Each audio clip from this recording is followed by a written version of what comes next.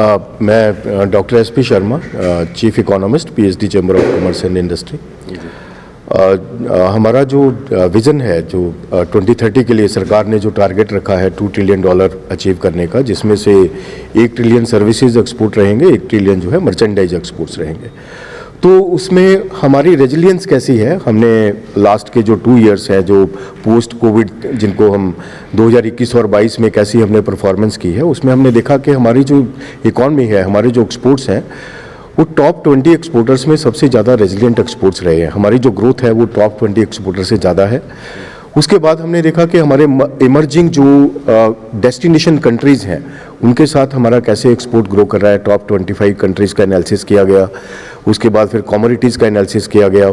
फिर हमने जो आज से 2 साल पहले एक 75 प्रोडक्ट्स की एक चार्ट बनाई थी कि ये 75 प्रोडक्ट्स ऐसे हैं जिनके बेसिस पे इंडिया $2 ट्रिलियन इकॉनमी, $2 ट्रिलियन के एक्सपोर्ट इकॉनमी बन सकता है बाय 2030।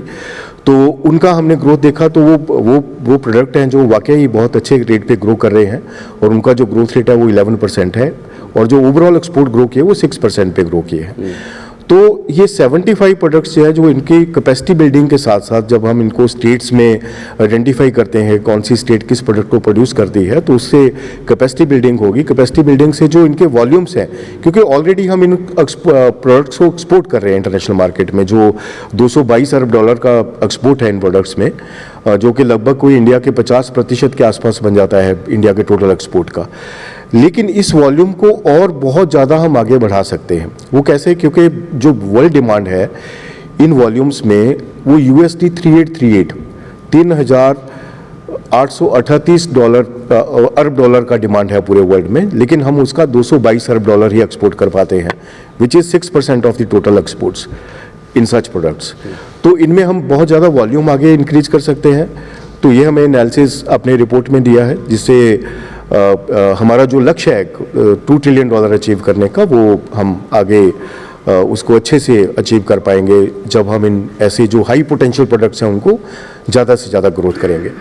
फिर इसके बाद हमने कि एक्सपोर्ट्स फैसिलिटेशन कैसा होना चाहिए, ease of doing business export में कैसे इम्प्लीमेंट हो। एक्सपोर्ट के कुछ जैसे कि कॉस्ट हैं, कई कॉस्ट ऐसे हैं जो कि एक्सपोर्ट्स को इम्पैक्ट करते हैं, उनकी जो कॉम्पिटिटिवनेस है इंटरनेशनल मार्केट में इम्पैक्ट होती है। तो वो हमने आइडेंटिफाई किए हैं कि कुछ 5-6 ऐसे कॉस्ट हैं जो एक्सपोर्टर्स के जो प्राइस कॉस्ट मार्जिन हैं उनको कम करते हैं।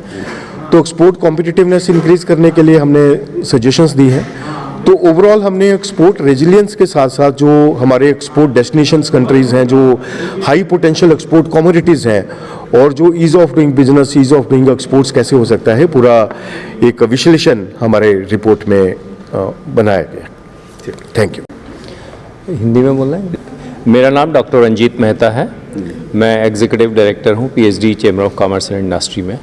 आज का जो प्रेस कॉन्फ्रेंस है, आज का जो हमारा प्रेस कॉन्फ्रेंस है, वो एक हमने इंडिया के एक्सपोर्ट विजन में है, जो कि इंडिया का एक्सपोर्ट विजन है बाय 2030 हम जो है USD $2 ट्रिलियन का एक्सपोर्ट टारगेट अचीव करेंगे।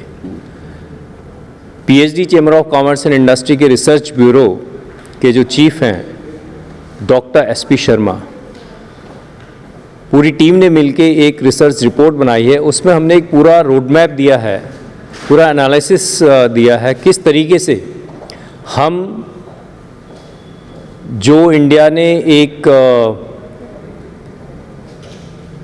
टारगेट रखा है USD $2 ट्रिलियन एक्सपोर्ट का, कैसे उसे बेहतर तरीके से अचीव कर सकते हैं। और इसके बारे में मैं इवन चाहूँगा कि डॉक्टर शर्मा उसको थोड़ा सा ब्रीफ में और बताएं कि कैसे, क्या रिपोर्ट के सेलिएंट फीचर्स हैं, वो आप बताएं शर्मा जी।